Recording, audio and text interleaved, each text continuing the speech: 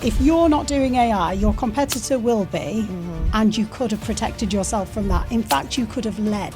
And I always say this, whatever age, whatever stage you are in your career, this is about finding what you're good at and how the technology can bring that about. I'll be honest, I think it's absolutely irresponsible if a leader is not thinking about AI. And I almost feel a bit bad saying that because that's quite confronting. But come on, it's going to shift everything. I was reading all of the reports, the percentage of the workforce that would need to be reskilled by 2025, 2030, etc. It was just going to be massive to the economy.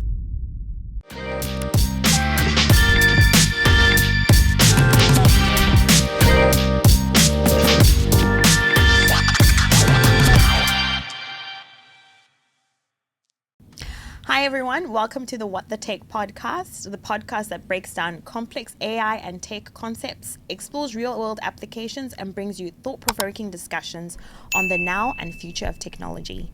Today's episode, we're going to be covering leadership mindset in the new AI era and really navigating the human-technology balance.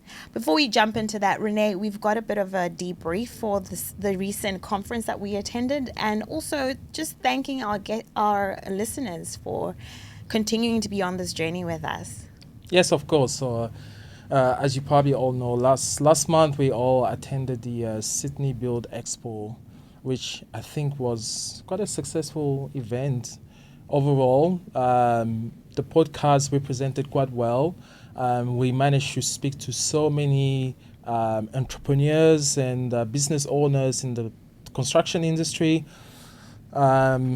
We got in there not really thinking that construction was not ready for AI, but after that conference, it's pretty obvious that every single industry is looking into AI and seeing how they can start capturing that to, get their business better and uplifting their operation. So with that, we managed to make a few more contacts, added a few more listeners, a couple more listeners, and potential guests that will be coming in the future talking about AI in construction. So, which was, I think it was a successful event, and I really thoroughly enjoyed it. You can see some of the interview that we had with those specific people on YouTube as shorts, and on Insta as well, if you follow us on Insta. And LinkedIn as well. Yeah. So they're all in there. So the podcast, it just gives us also like assurance that the podcast is growing. And we're having people coming to us and say, "Oh, I listened to the podcast." It's like, that was very encouraging. Very encouraging. So we loved it. We loved the energy that we generate into this, and I think we'll just continue trying to bring you more thought-provoking discussions, as we said. Yes. And really making sure that we can deliver value to our listeners. Yeah, and then also if you feel like there's a specific topic you want us to discuss, feel free to drop, a comment, send us an email, and all the details are basically on our YouTube channel. That's the easiest one. No, I don't think everyone is on Insta and TikTok. I'm not on TikTok. What the Tech Podcast is on TikTok, not me. But just send us a message and just tell us what you want to hear, what you want us to discuss about. And if you have anyone in mind that you want to be on the podcast, also feel free to send us a message. So with that, we can jump into today's episode. Today's episode. So today's episode is going to be an interesting one because I think it's tapping into, we understand that AI is coming, quite quickly. Not many businesses are ready, but at the same time, there's a certain mindset that needs to be addressed, whether from top to bottom. Yes. Today we are focusing on the leaders in the AI space. What is the ideal profile? Hopefully we can decipher that. Maybe we can give you an answer. Maybe we can give you some thoughts into what is that ideal profile for leaders in this this new AI age, and we have an expert who's going to be discussing that. Her name is Hannah, and she's looking all nice, and and she's ready to tell us, spill the bill. How do you say that? Spill the beans, or yeah. Anyway, English is not my first language. Anyway, you guys know. And before we get into Anna's intro, I just want to give a quick shout out to Fadi Sad. He's the main man who introduced me to Hannah, and since then I feel like that connection was meant to happen. So, and it happened through that man. So, Hannah, welcome. Welcome, Hannah. Oh, thank you so much. And isn't it amazing that we're talking about AI, but it's about humans that actually bring us together and That's make right. these things happen. You're And I spot think on. that's a big point about AI transformation. AI can't do it on its own, not yet anyway. Not yet. Not so yet. it Not needs yet. really good minds That's right. to come together. So again, thanks for having me, and thanks Fadi as well. Yeah. Thanks to Fadi. So, I think with that. So yeah, Hannah, tell us a little bit more about your background, because obviously, you know, your journey in AI is more recent, but you have over two decades of experience in technology, in the technology space. Can you tell us a little bit more about that? Yes, thank you. Well, I would say when you called me an expert, I was grinning there, flattered, because I would describe myself now as a digital and AI transformation leader. And that that journey began for me actually at the time that the pandemic reared its head, because I was in an organisation that, like many organisations, our sales just shifted to online overnight. And we had to pivot, that famous word again. And I was in a strategy role at the time, but I had like 15 years working in various roles across FMCG and retail. So marketing originally in the UK, worked in sales, came over here, worked in commercial and category roles. And then I was in this strategy role, the pandemic happened and everything changed. And I think we've had a dress rehearsal for AI with the pandemic.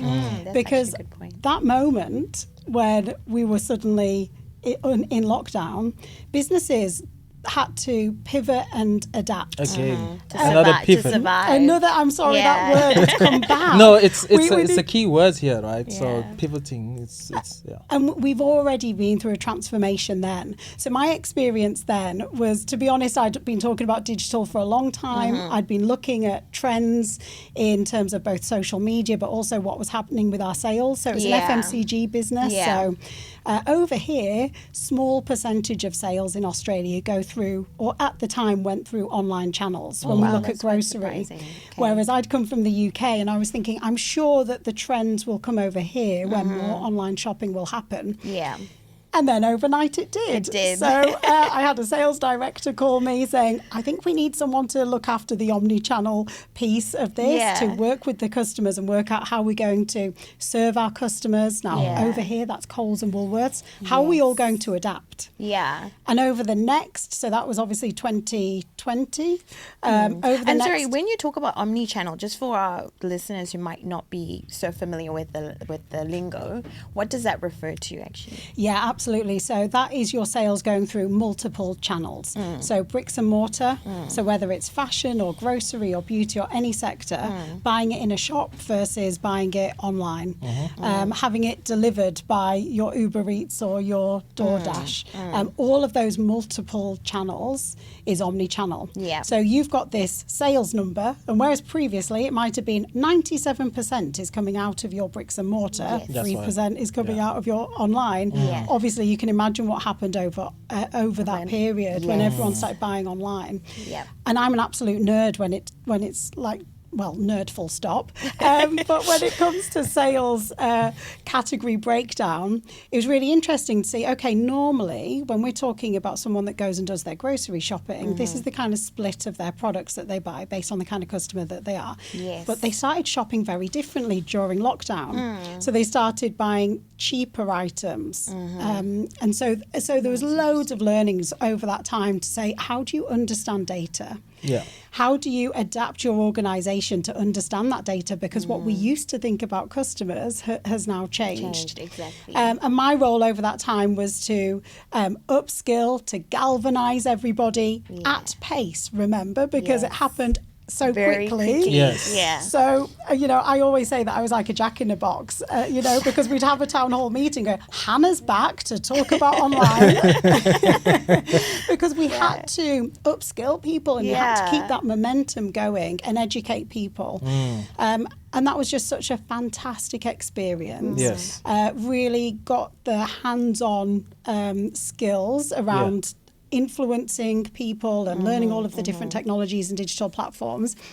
And then moving that into AI, about a year and a half later, I decided to take a career break. I was nearly, Was it before ChatGPT got released or before? well, or the after? timing was amazing because actually it was around my 40th birthday and I Yes. thought, I've never had a gap year. I think Yes. it's about time I took a gap year. Yes. And I'd started a podcast and started doing just some things that just felt really fun. And I thought now would be a good time to take a break. And at the time, if I'm honest with you, I did want to learn about metaverse and blockchain as well. Because that was being talked about a lot. That was on the Yes. horizon. Yeah. I do remember that phase when metaverse was becoming the thing. You know, everyone was talking about it and thinking about like, oh, now I think we had some artists even having concerts in the metaverse. I think, Justin Bieber was one, Yes, and exactly. Rihanna had NFTs. And I just loved all of that innovation that was happening there. So I wanted to learn about that. I'd been working for 20 years or something crazy. It was about time for a break, and I was doing this podcast all around being 40 and doing amazing things after this age when society tells you that, it might all be over. Time's up. But then when did I start my career break? I think it was like the 15th of November. 7 days later, ChatGPT launched. And I was dabbling with it a bit. But then I went to Bali, which is kind of relevant because it was just this amazing time of a combination of doing things that I was passionate about, the podcast, and learning in quite a relaxed way. Very fortunate to be able to take a career break, obviously. And then by the time we got to the March, I started to realise how massive this was going to be, that not only would it affect the industry that I worked in, and I wanted to take that back into the industry, but also it's bigger than that. Bigger than that. So when I came back to Sydney, there was a responsible AI consultation that the federal government were running. And I was like, right, I'm going to get some people together and we're going to feed into this consultation because we have to educate people and engage people. And over the last 2 years, I've now weaved the two together. So digital transformation in those kinds of organizations, so FMCG organizations, and then AI, which began as events and now workshops, so educating and actually implementing AI wherever we can. So I just love it. I think it's the most exciting place to be playing. Yeah, I think this is such an interesting story. I love it because I feel like it's just happened. I mean, it's like It's very the path organic. was very organic, and the path was being laid out for you to just jump on it. And I mean, also having the courage to jump into this unknown territory. And I think like 2 years ago, no one had a clue what was going on, right? So even I'm pretty sure like even Sam Altman didn't even think that 2 years ago when ChatGPT got released, it would make that drastic change in every business and every industry. So it's good on you for like jumping on it. Thank you. I mean, there is something to be said about finding your thing. And I think the first time that I put an event on, so doing that responsible AI consultation, I basically persuaded some friends to come. My friends afterwards said, wow, you've just kind of come to life. And so it's just so enjoyable to think, and I always say this, whatever age, whatever stage you are in your career, this is about finding what you're good at and how the technology can, or this moment of change can bring that about. My quick question for you, do you think it's because of what you have done in the past, as in like the fact that you were already in the digital space, but then also you were that person looking into different channels and kind of always looking at when the business wants to pivot, how that new path they want to engage into can be used to be able to like uplift their business? Do you think that's kind of what allowed you to quickly also adapt with this new environment? It made me a lot more curious. Yeah. But the big thing, if I'm honest, were the numbers, because I was dabbling around with ChatGPT and saying this is cool. But then at the same time, I was reading all of the reports around the impact on the economy, Yeah. Yes. the percentage of the workforce that would need to be reskilled by Reskilled, 2025, 2030, etc. It was just going to be massive to the economy. Yeah. So it's just, there was that element of savviness or just awareness around that. But yeah, I think I've been so lucky to have that experience. And I think that whatever you were doing during the pandemic, if you've survived, if you've kind of hopefully thrived, but just think, what would you do differently, or what did you learn during that time? So some businesses did not adapt, I won't say pivot, did they? And wish that they had. It's the old Blockbuster and Netflix example. So there's a lot of companies that thought, no, this COVID thing will just go. But actually, the ones that got more vans on the road, if you're if you were delivering online, or just look at the rise of quick commerce, so the Uber Eats and the DoorDash, etc. So if you didn't adapt during the pandemic, don't make that mistake again. Yes. During the AI age. Yeah. So it really gets to the topic of discussion today, which is the mindset aspect, and how human and technology, there needs to be a balance. And so it's not just, like you mentioned, about the technology, it's the human aspect and the leaders that are taking everyone on that journey as well. So from your experience, what does it mean to have an AI first leadership mindset, and how does it differ from traditional leadership approaches or styles? Why is it important? Yeah, there's a big thing that I think is different. And I think this is difficult for people to get their heads around if they've been a leader, especially if you're C-suite or something. Yeah. The first one is humility. Most people do not know much about AI, let alone can fully talk about it or talk about the impact that it'll have on an organization. So I think just to rephrase what you said, the AI, people can express AI from a scientific perspective, but on the business side, it's hard to communicate that. So that's a really interesting point, because I suppose I come to this from a business background, That's right, as we've said, as opposed to a tech background. But I think we're all new, or at least from a business point of view. How do you translate AI into business value? That's right. So I would say that leaders need to have that complete humility to say, let's explore, we don't have all of the answers.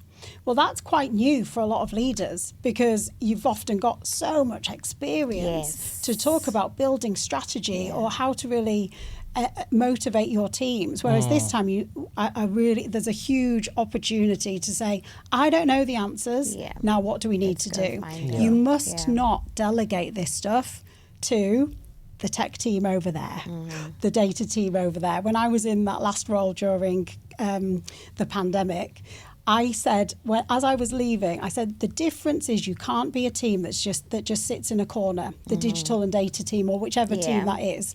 You have to be in the thick of the business. And that's the same with AI. So humility is, first of all, because then you go, I don't know what I don't know, but this thing is massive. Yes. The second one, again, it's quite new. You have to have your hands on the tools. That's Again, right, yes. you can't leave it. Would you say at a personal level and on the, so like you understand the potential of AI from a personal standpoint, so you can use it to book your find itineraries if you will go on on holidays, but also on this understanding from the business side, so like what's happening within the team that you're looking after. Absolutely. So if you use it on a daily basis, you can talk about what works and what doesn't. And I always use this idea of being at the water cooler, and you're talking to one of the grads, and and you can actually throw in an example of, oh my gosh, I did something for my child on ChatGPT the other day, and we made this story, and it was really cool. You don't want to be exposed as that leader that you've got someone talking to you about AI and you've got no idea what they're talking about when this is the world's biggest transformation ever. And that comes back to humility. Yes. The moment that you've got your own examples, you won't feel as out of depth. And we can't have egos about this. We have to kind of dive into we can't pretend that we understand it if we don't. Yes. So those things are quite surprising, because you often think we're going to talk about something really big. But if you think about it, if you're in a board meeting or a C-suite meeting, you have people come in and give you updates, and you get your papers and you read that. Yeah. AI cannot be that thing. Exactly. We go, oh, we're now going to have Hannah from the AI team come and tell us this and put that to one side. You need to know so much what they're talking about. Yeah.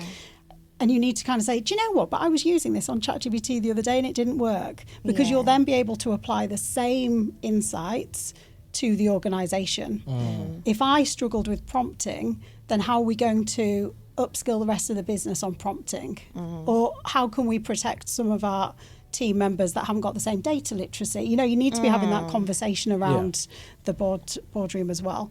Now, obviously, a leader's job is to look ahead. You need to be a visionary. I'll be honest, I think it's absolutely irresponsible if a leader is not thinking about AI. Yeah. And I almost feel a bit bad saying that, because that's quite confronting. But come on, it's going to shift everything. Yeah. So at the moment, there's a lot of pressure. Obviously, it's end of financial year right now, so there's a lot of focus on that. And I think this is quite tricky, because you've got businesses going quarter to quarter from a performance point of view.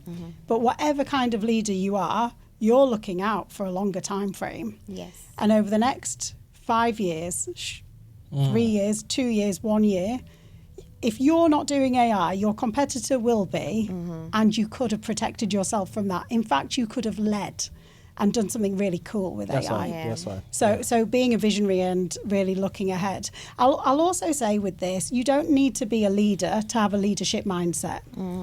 You need to be on it and exploring what you can do with it.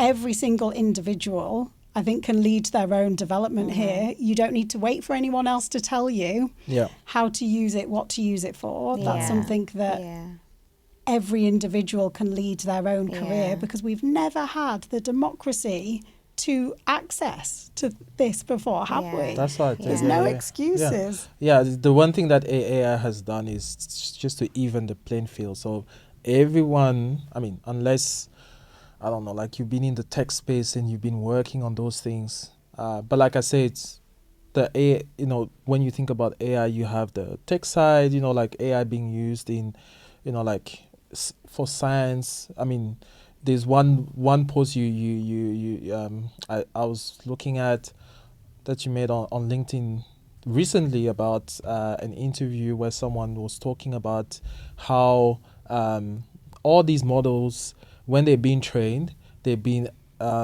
basically assessed against, you know, science, you know, operations. So like maths and, you know, like, you know, anything that is like computational or coding. But what one needs to be understood is that on the business side, no one has figured out how to even like assess that, you know, and that's where it becomes extremely tricky to have to, for a lot of people to really understand what AI can bring, even though they're can bring to the table when we already have maybe like some proof that came from the science side, you know. So I just found that so fascinating. I felt so seen when I watched this podcast where they were talking about this, that it's a period of experimentation for business at the moment, to understand, here is this technology, how do we marry it to opportunities or issues, and this is why I get quite frustrated when people say, well, and I did a post on LinkedIn about this as well, well, there's not much ROI, is there? I was like, that's on you. That's on you. That's on you. Yes. Because I can tell you now, I'll sit with you and we'll just do some co-pilot prompts and we'll save you some time. We'll unearth some opportunities. But I think there's a challenge at the moment with the teams maybe working together in organisations, in enterprise, in a way they're talking different languages. And that's what I really want to encourage and bring together, a bridge between business and technology more than ever. We need that in the AI age. Yeah, awesome. Yeah, definitely. So what I'm getting is, humility and curiosity, so that as a leader's taking on that journey of understanding what AI is, everybody else is coming on that journey. We're all learning at the same time. We don't know what we don't know. Let's stay curious and looking ahead, being a visionary, understanding that what is happening today is definitely going to be different, even in 12 months' time, 24 months' time, and empowering employees to lead at their different levels and be curious and not create silos, like you said, within the organizations. So you talked a lot about how, in your previous experience, you were talking about the digital transformation and how that was really important. Do you think that organizations who haven't gone through digital transformation, who haven't set those foundations, can jump onto AI, or do they need to do a little bit more work? Do leaders need to kind of step back and be like, okay, we really want to get into AI, but having that visionary, like looking ahead, we need to future-proof ourselves right at the foundational level? What is your take on that? I love that question. Absolutely, you can't jump. And I see this. If you haven't got commercial acumen in some pockets of the business, then you end up doing these fun little bits of AI trials where people say, we've used Midjourney and we've created these really lovely pictures. Well, was that a bottleneck in your business or not? Is that worth much? Was that wasting time? Will that save any money? Will that draw new customers? Or is that just like, oh, that's cool. That's cool. Nice. Yeah. So, yeah, exactly. Now what? And that is what's happening, I think, because, again, it's so funny. AI bingo, where someone kind of drops in an example of AI, and I often end up thinking, that's just a random thing to use it for, though. Right, Let's apply it to something really cool. So you're absolutely right. The foundations of an organisation are, I would say, what is your overall business acumen? Because the way that the organisations that I'm most familiar with have become quite disparate with the departments. You've got a function that looks after data, you've got a function that delivers the sales, a function that delivers the marketing. Somehow marketing can say, we've got great brand awareness, but sales aren't coming through, and they don't see that that's the same number. So the marketing can't be working if the sales are down. So you've got to ensure that you understand the business operations. I think you need to understand commercial acumen. And the reason why that's really important is that you can identify the most valuable opportunities in the business when it comes to AI.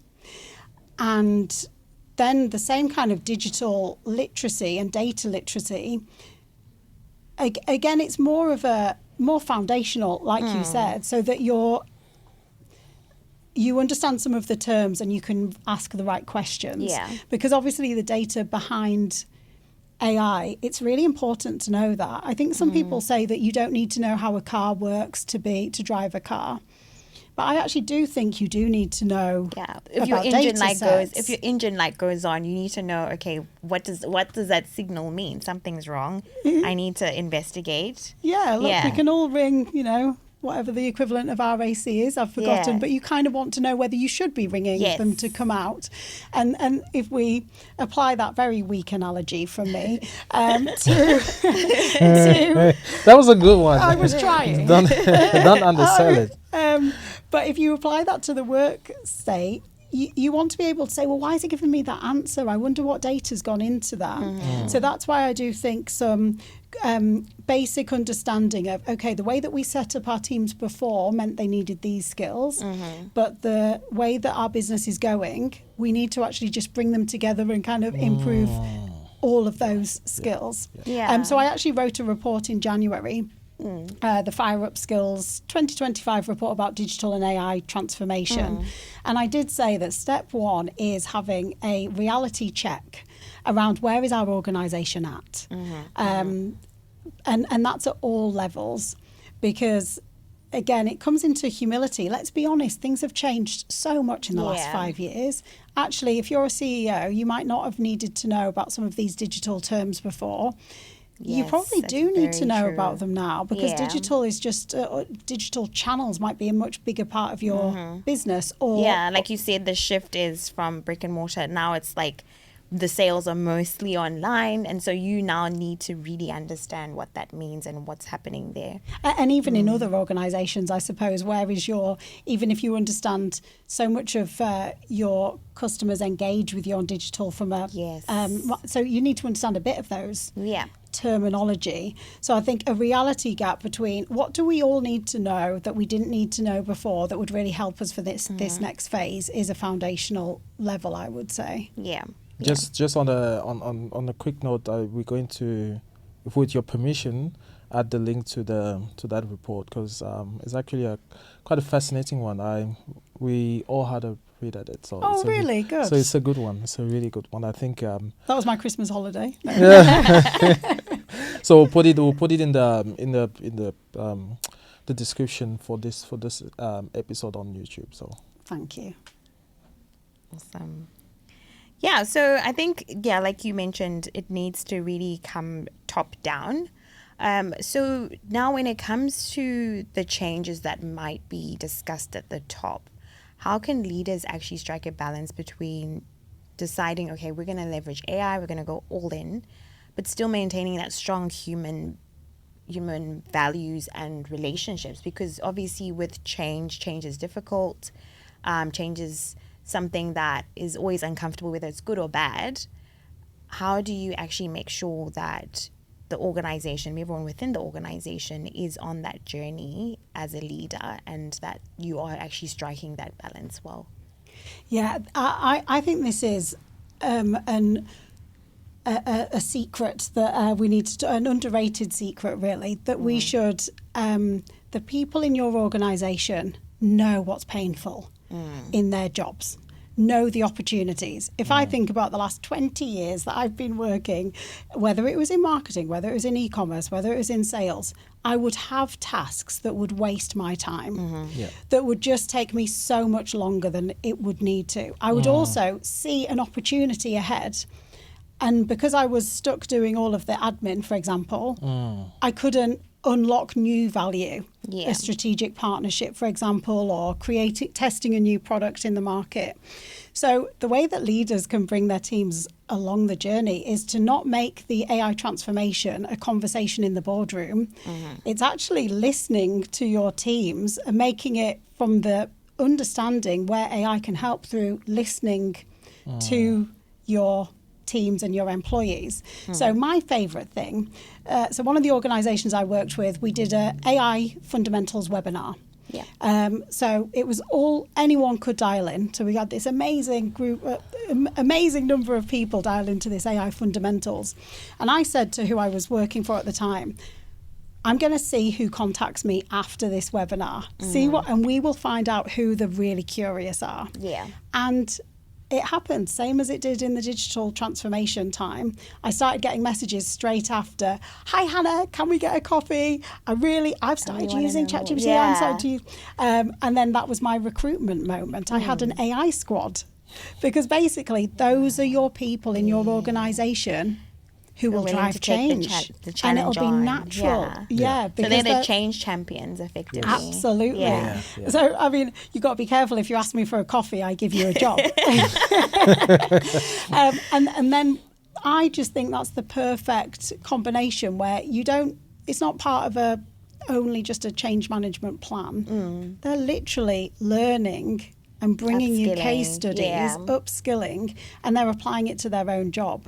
So they can say, I work in supply chain. We spend the first 3 hours of every morning pulling reports and trying to synthesize data. And then they kind of say, oh, okay, I'm part of this AI squad. I'm going to try and use some of these tools. And so then it can be somewhere in the middle where a leadership team aren't just in the boardroom whispering. Exactly. It filters all the way down. And you feel like something's happening. And this is why I think 70 to 80% of digital transformations fail, because they don't realise that the answers are on the shop floor, if you like. You try and guess what the big use cases are. when actually you can get some quick wins moving and then look at the bigger pieces. Yeah. So always starting small. Yeah. You kind of want to have both, don't you? Because I understand that you often, as a CEO, often want to say, we need to make savings. Yeah. So you've got to strike the balance. But I think it's really just a kind thing to do as well, to upskill and give the opportunity for team members to enjoy their work, to experiment, to learn. And actually, quite organically, you generate excitement and positivity around your transformation rather than, I think we're all going to lose our jobs. Exactly. I was just going to come to that point where in the scenario where you talked about the supply chain improvements as an example, do you think that employees would view that as I'm kind of, hacking my way out of a job? Like this AI that I'm building, whatever we're coming up with, is going to replace me. It can do that, and I don't think we can shy away from that. I also don't think you just give someone the task of show me what you can automate and what you can speed up. It's explore anything you want to do with these tools. Because actually supply chain, they're often working really closely with logistics or warehouses or something. So there's also a bit of where can we actually improve things? What new ideas have you got? So I think that ideally, I've not seen that yet. I know that's being talked about, and I was also on this amazing call with Stanford, this Stanford University professor who talked about illustrating that this is what we're going to work on, but we're also going to look at some value creation as well. We can't tell you exactly what the next jobs will be or the new tasks, but ensure that you're not just telling them this part of it, but you're also talking about we're becoming the organisation of the future. And actually what you find is that the communication is so regular, it can, like once a week, or you've got a Slack channel, you're sharing ideas. People start realising the other things that they can do, that because they've been so stuck behind a laptop trying to do those tasks, doing those blooming reports, that they haven't been able to do what they're to actually be creative good at. and think about new ways of We're not doing meant to things. just be like these lemmings, are we? Just tapping But away. there's some people who lost it. I remember when I used to be an analyst, like that. I think that time I was so miserable because all I was doing was just like writing the same SQL script. And you can imagine because I was also in, the media, digital, part of a digital team as an analyst and writing SQL script. That was so boring. But, it was just interesting how when I got the green light to automate some of the tasks, I was like, wow, now something exciting, as opposed to be like sitting every single week after week for Doing all 6 the manual months, stuff. just writing the same SQL script, looking through the, the catalog of, because basically what I was doing was like product attribution. And I'm sure like you coming from that space, you know what that means. And it can be very painful, especially if you have to deal with so much data, and every single week you have to crunch the numbers and write those SQL scripts. Some stuff you're like, I'm doing the same thing every single week. So how about automating that? So at that time, I feel like if I had already access to ChatGPT, I'll be like, oh my God, I love this job. But I didn't, so I hated. I wouldn't say I hated the job, but yes, it was just a learning. It was a story to tell. Yes. I've seen so many grads join companies with this enthusiasm, and this is changing now. This has got to change now, and then they find out what the job actually is, and you kind of think, I know, sorry, because actually, let's talk about data analysis. It's about the insights. It's about what you can do with it. That's what people want to be doing, and saying and giving everyone those light bulb moments about look how customers are shopping or how they're behaving or what we can do to increase growth or any of those kind of numbers. But actually, in the way that we've been working up until this point, it's become just staring at a screen, and we've just lost so much of that creativity. And the initiative that people come bouncing into work on their first day with. So we've talked about upskilling being important and empowering employees. So what are the approaches that leaders should take to actually ensure upskilling, reskilling, so their teams can thrive as we advance more with AI? Yeah, I think there's a pyramid that Microsoft talk about around getting foundational skills to everybody. And to be honest, that's why I started Fire Up Skills in 2023, because I could see that not many organisations were putting investment into AI skills, because that is just foundational about prompting, familiarity with the tools. Yeah. So I think that's the first part of it around foundational. So not getting too prescriptive about what you do with the AI tools, but just learning it and then exploring learning it. the basics. And I think the second part of that is then identifying the use cases within your department and actually helping being on the journey with them, because leaders don't know the answer. It's more around, let's actually now get into experimentation. So let's work on a project to understand how we're going to prioritise the things that we apply AI to. Yeah, the prioritization piece is very important, because obviously we have finite budgets and we still have to continue running the business and, making the money so that everybody can get paid at the end of the day. But at the same time, we need that room for experimentation, which will require investment and resources.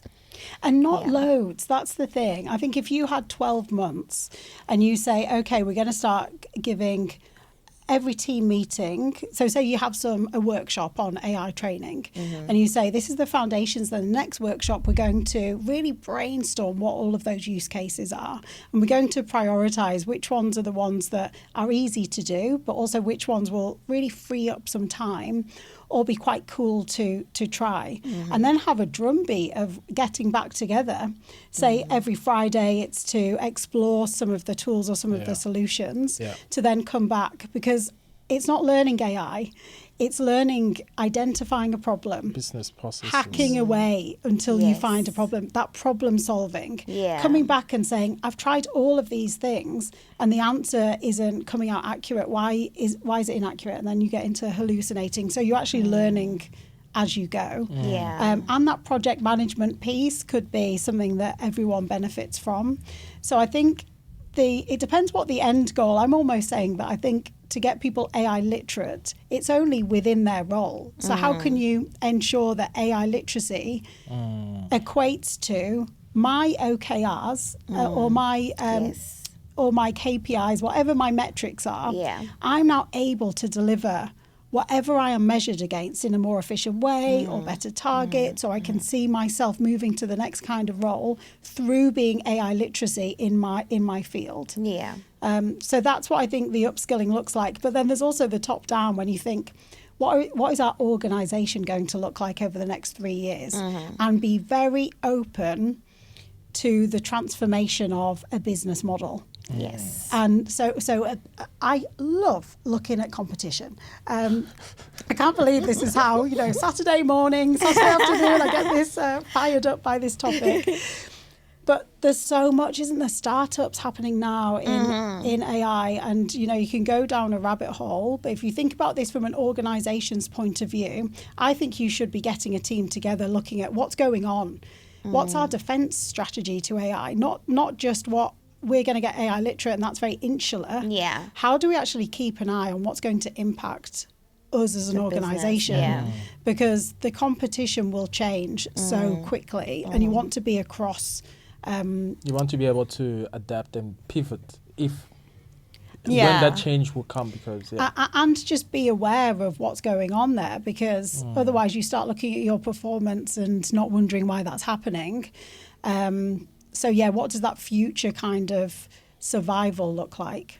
And I'll say with this, I think with the AI as well, skills that you talk about upskilling, we're almost preparing them for the future of work, which is also skills around safety and ethics and responsible AI. And that's why the defence strategy is important, because bring the issues that you find to the table. And once you're kind of using these tools, you find some things that they do wrong, and you can flag that internally as this is an issue.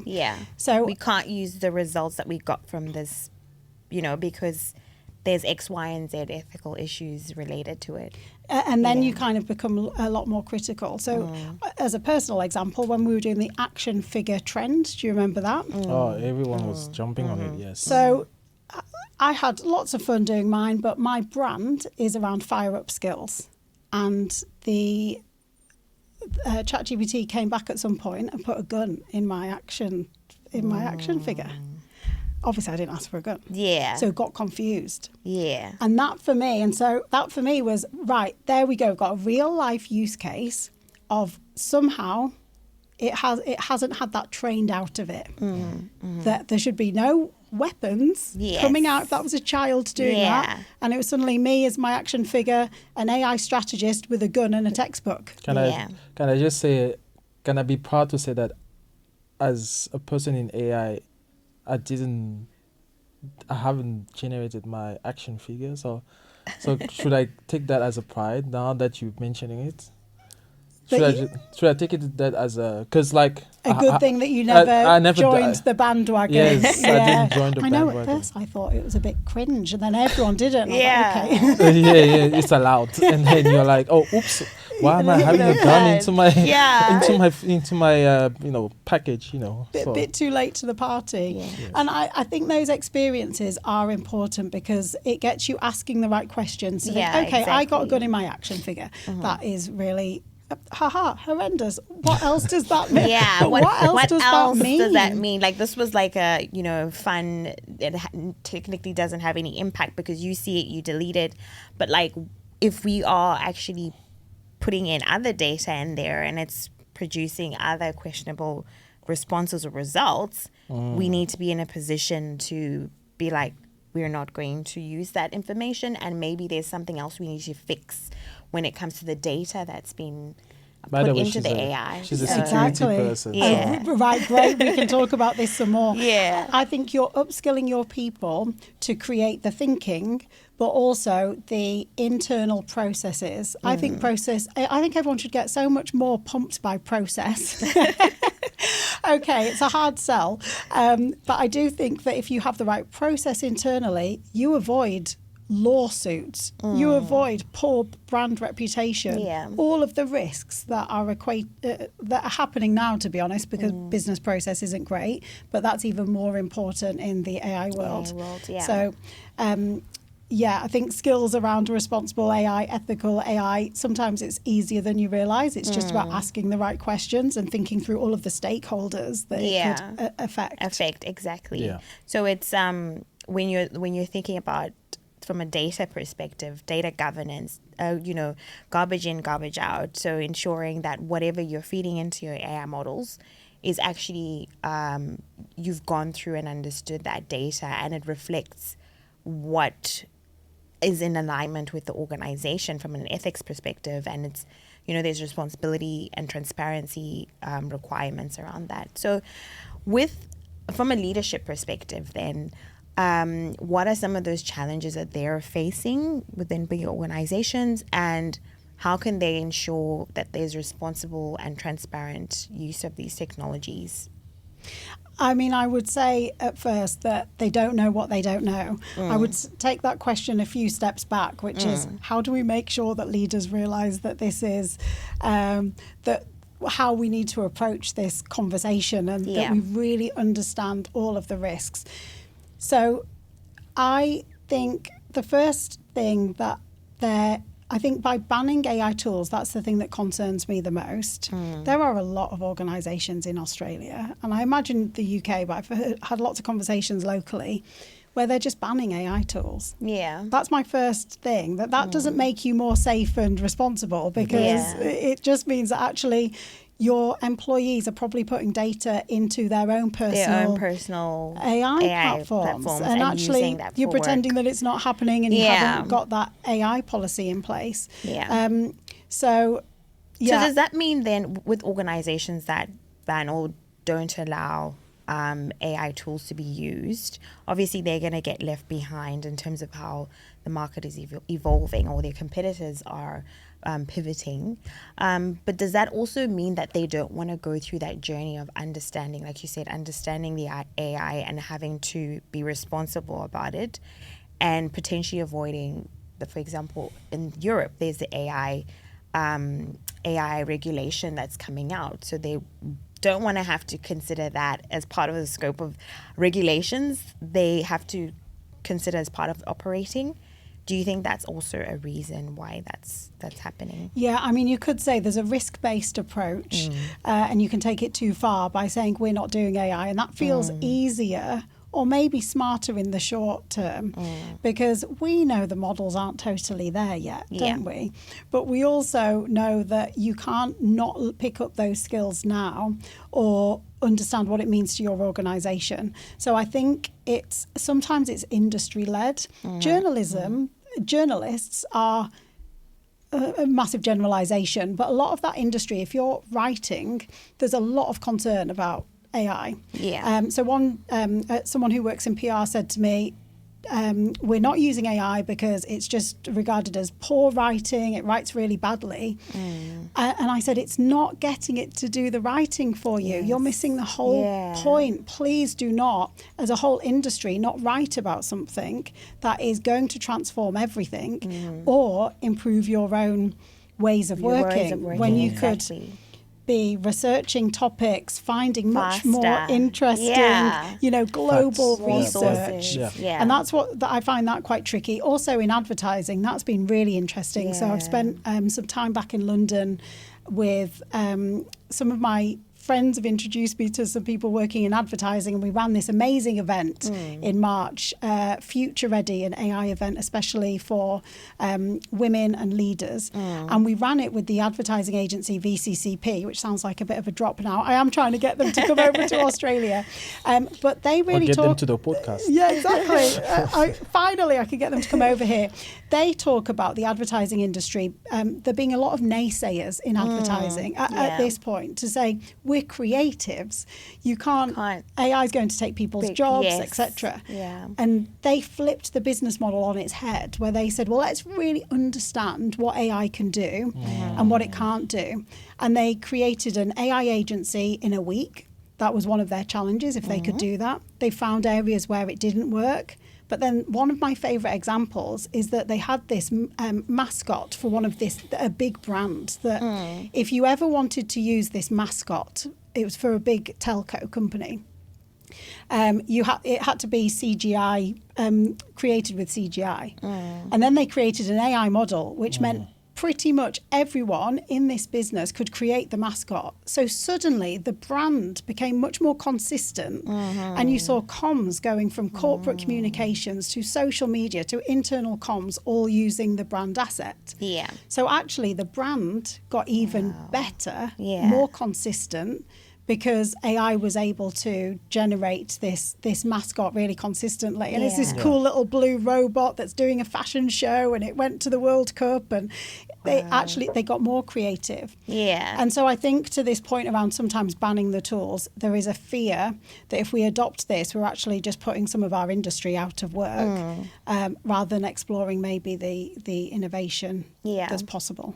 Yeah, that's really true. And I think, Rene, you attended an event recently as well within the digital agency space. And that was kind of the sentiment from some of the leaders, that we don't want to really explore this because we don't want to, rock the boat or ruffle the feathers with the people that we work with or our employees.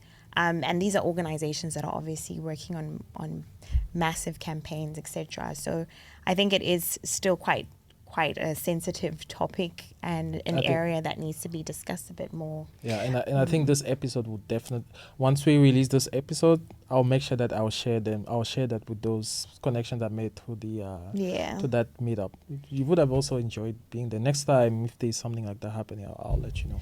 And I think, thank you. I think we underestimate the creativity of individuals and how you can create new things. So there's so much fear being put on jobs, but we've forgotten how much more we can do. So if you work in digital marketing, for example, there's a lot of I'm sorry, there's every business I think of, there was loads of inefficiencies. And the human reading all of these reports, looking at what's effective digital marketing, they can be doing something better. They can be creating bigger, better marketing campaigns. They can be optimizing their media spend. I'm not seeing anyone getting incredible ROI on there's pretty much low ROI on a lot of things. And when we look at digital media, it's like I think it could perform a lot better. Yeah. We can use brains, we can use AI to improve everything. I think that should be our goal. How do we be the best? Are we the best yet? If you can tell me you're the best and you're performing brilliantly and everyone's high-fiving themselves, there's no then room tell for me you're not improvement. adopting AI. Yeah. You know, actually this is about change, whether it's about AI or not. It's like you've got something that can unlock the pure potential of your people. Why wouldn't you explore it? Yeah, I mean, like, there's a thing that goes around saying that, you know, if we are multidimensional and even the roles and jobs that we are doing are also like, they have all these like multi dimensions that we have to look after. So some of these things can be, you know, taken by, you know, like if you just want to use AI as a way to optimize humans. So that will be some of these other things, that the multiple things that we have to do, like you mentioned, like looking at, you know, like really mundane tasks that can be on, you know, kind of like done using AI, which will allow us to focus on more fulfilling task or more creative task. Like going back to my analyst example, if I could have like an AI model that, you know, back in the days that could help me to write those SQL scripts and also debugging, because as a programmer, that's one thing that literally can kill your day and kill your mood.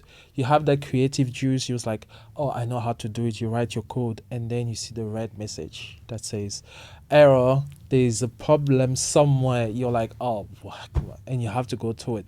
But if you have like an AI assistant, because, you know, that will be the right term for it, an AI assistant, it just helps you to debug that quickly, and then you can just move on, because now all that creativity juice you have to actually tackle this problem, you know, is not hindered by, you know, like you trying to solve the, you know, like the usual challenges that programmers are facing, which is like debugging. So yeah. And I think more demos of these solutions will reassure people. So I've been running AI workshops for, 2 years, events for 2 years. People will say to me, Hannah, I nearly didn't come because, it's a bit cold and dark outside. Or, if they're not a company one, they have to come if it's that. But if it's an event, and then so they're a bit on the fence about AI. And then once you show them some things, me and the speakers, we've normally got people queuing up to talk to us about, hey, so I was thinking, I actually run this, I've got my own brand, and I was thinking I could use it to improve my social media. Yeah. And they can suddenly see opportunity. And I think we do need to give more teams the opportunity to explore what opportunities they can see in their own job and in their own industry, rather than making the decision for them, we're not doing AI. Yeah. That is true. And then shifting things a little bit, when it comes to, so we're talking about artificial intelligence, but there's something that even humans struggle with, emotional intelligence. They say that not everyone has it, or people have it at different levels.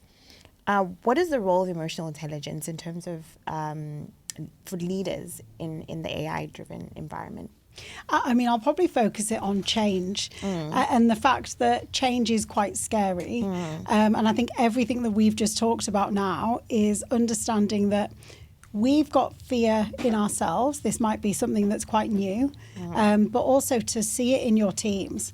I remember going to a presentation where they talked about the 7 dwarfs of change. I'm sure you're not allowed to say that now, but there's Snow White and the 7 dwarfs. And so you've got Dopey and Sneezy, and they said that, and it's always struck with me, although I don't think all of them make sense. I don't think people sneeze at change, but if you think about you'd be surprised though. They're like, oh, that's not relevant, I'm not going to do that. I'll explain what that means. It's almost the one that you think you're sharing this AI transformation, you think it's so exciting, you're sharing this change, or maybe it's a team restructure, there's lots of that going on at the moment. Sometimes you can think that the quiet person is okay with it. Actually, it's often the quiet one that's the most terrified, or the one that's like shouting the most and kind of having a go. They're airing all of their concerns to you. So an emotional intelligence in this thing from a team point of view is understanding different people's reaction to change. And I think also how we learn, and also the competitive advantage, by the way, you can have as a business, as a person, as a brand, if you can relate to people. So if we are all going to be powered by AI, I might do some research with AI, and so might a colleague or a competitor of mine.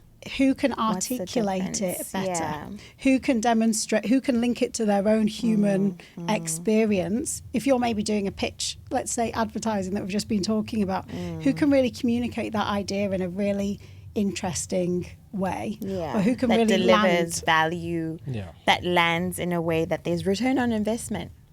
And just brings people along with that journey. Now, I don't think everyone needs to have fantastic communication skills. I think those that do, I think it'll be great, because I think the more that we're away from our laptops, the more that we can discover the kind of humans that we are again. Because we're going to not just go into the office and just be on our laptops 9 until 5. We can actually communicate our ideas, suggest solutions to problems. So communication will be important, but I think we're going to need the problem solvers as well.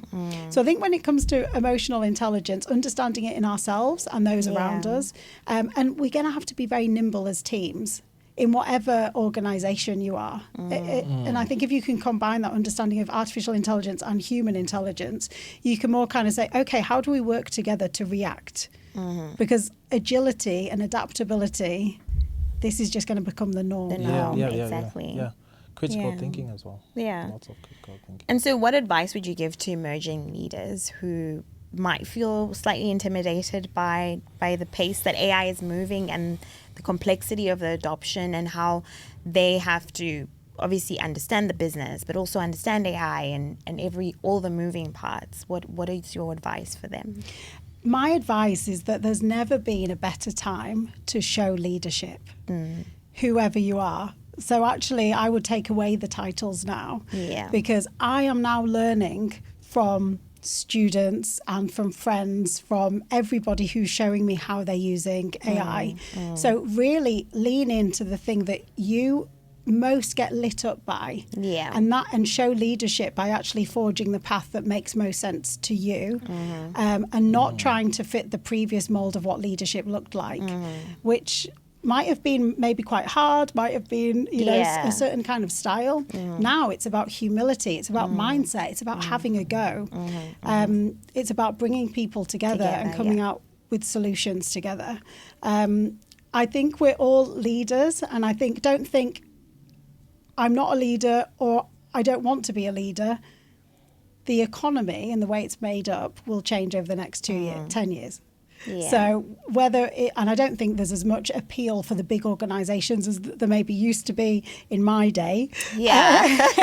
Everyone's like, I'm aiming for the biggest organisation on the list, and if I don't get in, what was all this hard work for? Exactly. Kind of, did you get that grad job? No, I didn't get that one. I got this one. Now, the opportunity to start your own thing, to work for smaller companies that you can actually have more of a hand on delivering the end result, is going to become more common.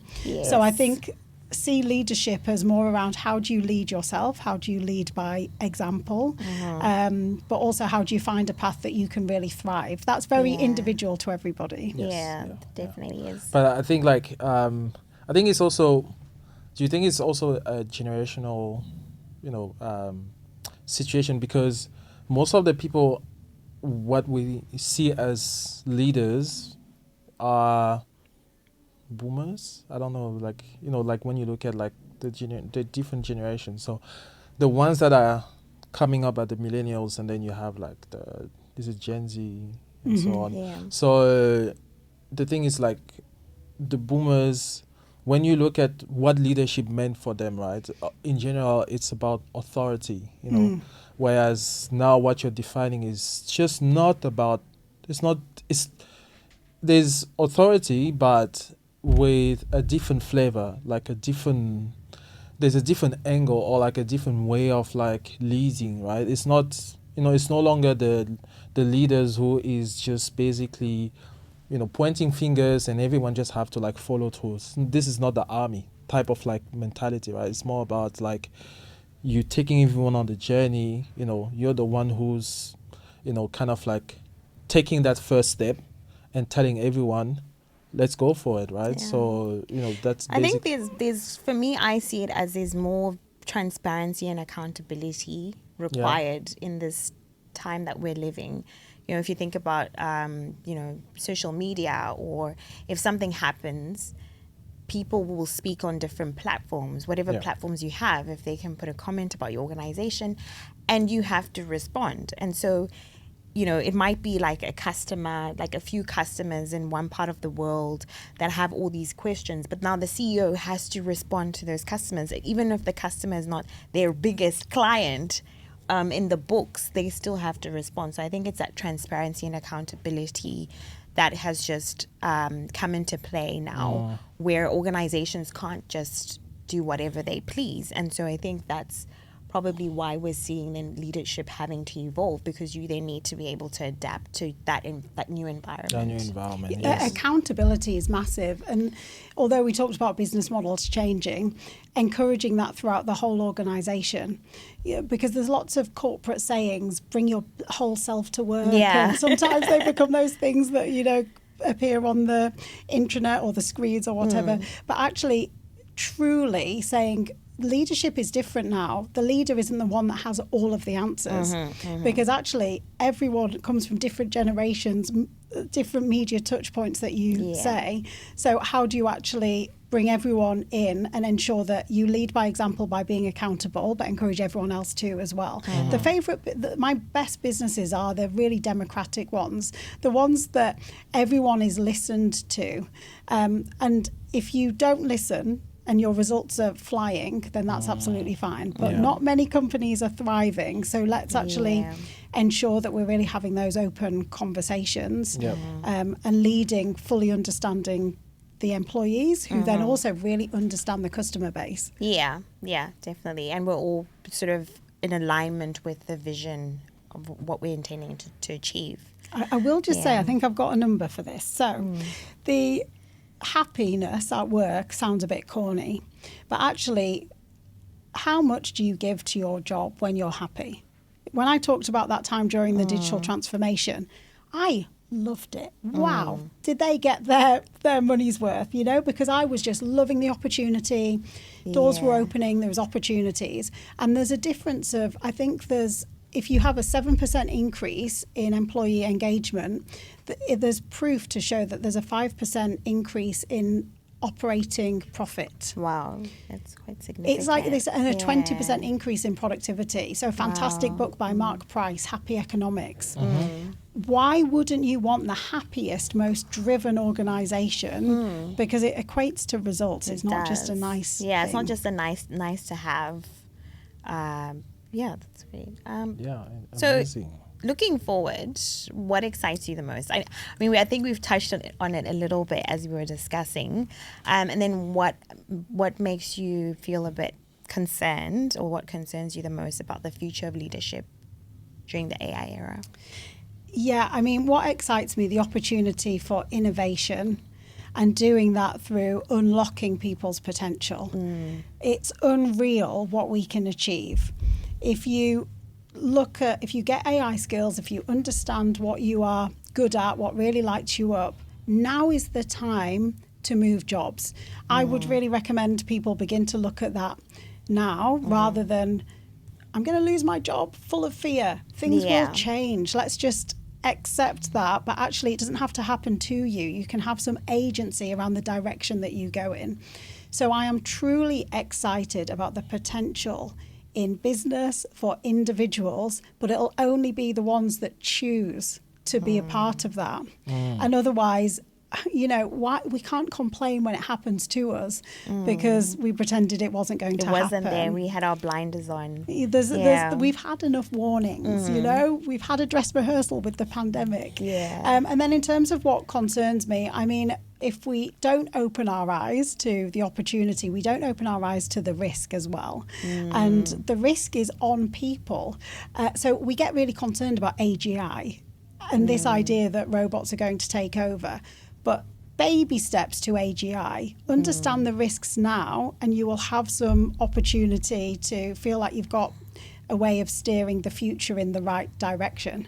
So I think in the short to medium term, it's that if people don't adopt the right practices, mistakes will happen and it'll harm people. And in the longer term, that means, oh, well, we're just going to give up. We're going to let the robots take over because super intelligence is going to happen. There's so much investment going in, the Meta announcement just recently.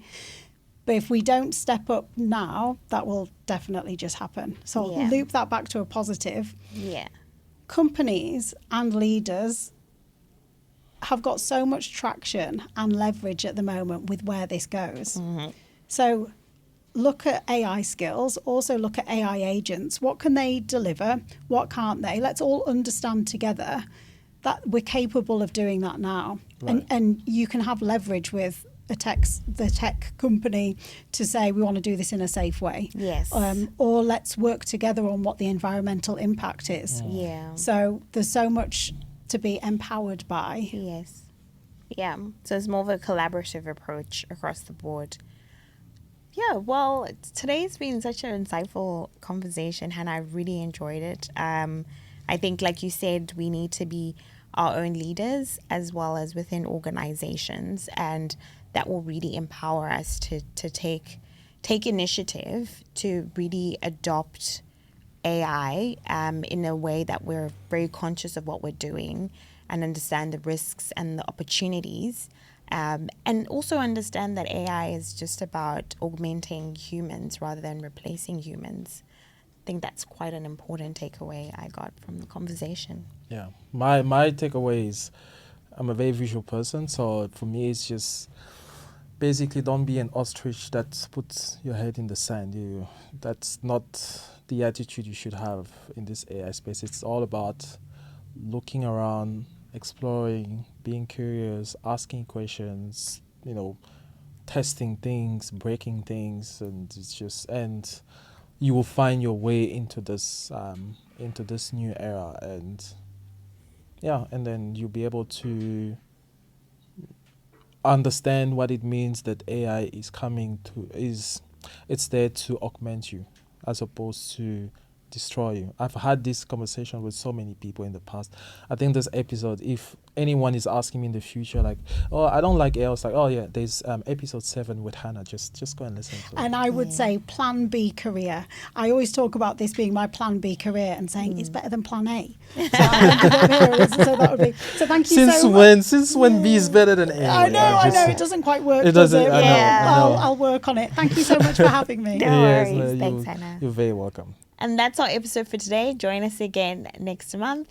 And please let us know what you think. Leave us comments, likes, all across all our social media channels. And we look forward to hearing from you.